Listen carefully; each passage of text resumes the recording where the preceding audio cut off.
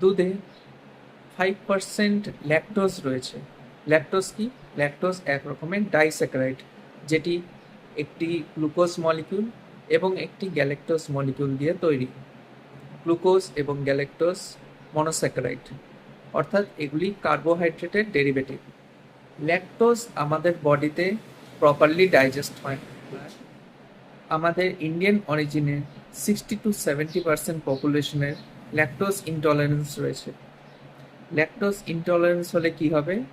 আমাদের শরীরে ল্যাকটোজ যখন প্রবেশ করবে তখন আমাদের পৌষ্টিকতন্ত্র অর্থাৎ ডাইজেস্টিভ সিস্টেম সেটিকে প্রপারলি ডাইজেস্ট করতে পারবে না।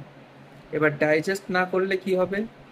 আমাদের ইন্টেস্টাইনে সেটি প্রবেশ করবে, সেটি আমাদের ইন্টেস্টাইনে অবস্থিত গাট ব্যাকটেরিয়া দ্বারা ফার্মেন্টেড হবে, অর্থাৎ প্রপারলি ডাইজেস্ট হবে না।